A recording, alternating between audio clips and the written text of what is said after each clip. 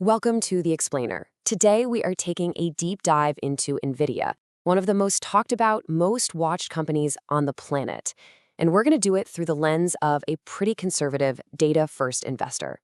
So the whole analysis really boils down to one single massive question. Is there actually a believable way for NVIDIA to hit a $10 trillion valuation, a number that would literally reshape the entire global market? And let's just take a second to wrap our heads around this number. $10 trillion. Our job here is to cut through all the noise, all the hype, and figure out if there's a real fundamental case for this. Okay, so here's how we're going to tackle this. First, we're going to build the argument for how this could actually happen. Then, we're going to flip the script and look at all the things that could go wrong. And finally, we'll put it all together and land on a final verdict.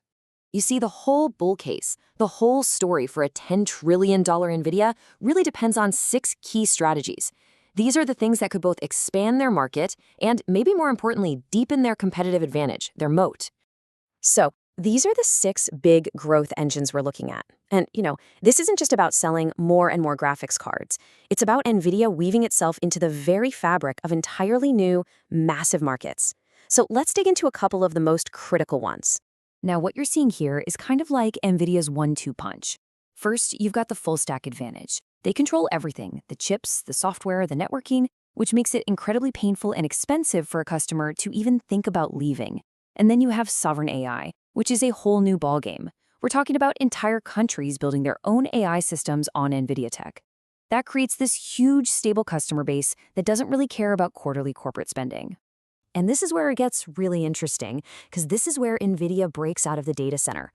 Physical AI is all about putting an NVIDIA brain inside every robot, every autonomous car, every smart factory.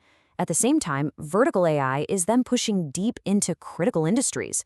Think about it. They're helping design new drugs, and get this, they're even helping solve the massive energy problem that AI itself is creating.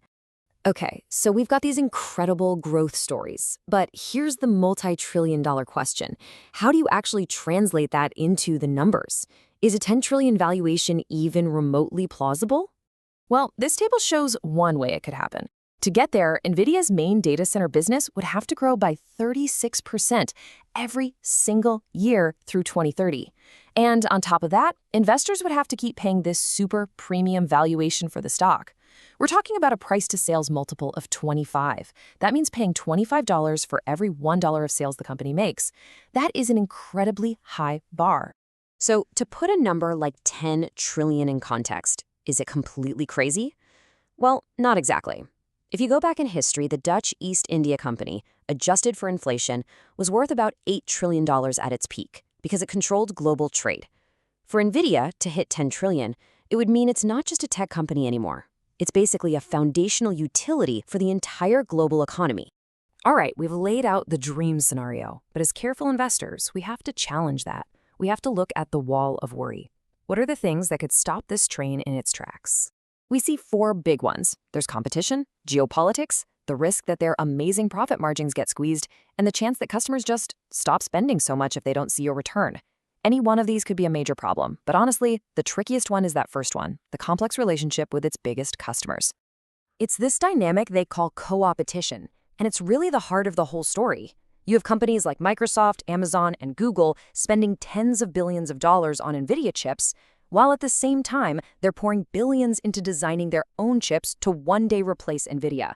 They are NVIDIA's best friends and biggest long-term threat, all rolled into one. And I think this analyst quote just nails it. The real risk isn't some single NVIDIA killer chip that comes out of nowhere. No, it's a slow, steady death by 1,000 cuts, where good enough competitors just start to chip away at those incredible profit margins that justify its sky-high valuation. So we've seen the bull case and we've stared down the bear case. Where does that leave a GARP investor, someone who's focused on growth at a reasonable price? What's the final verdict? Well, it really comes down to this balance right here.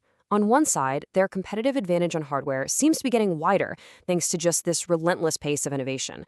But on the other side, their software advantage, that CUDA ecosystem that locked everyone in for years, is actually getting narrower as more open source options pop up. So here's our final take. Yes, the path to $10 trillion is plausible. It's not impossible. But the risk you're taking as an investor has fundamentally changed. You're no longer betting on a safe software monopoly. You're betting on a company that has to be a perpetual innovation machine, one that has to outrun and out-innovate the entire rest of the industry year after year with zero mistakes.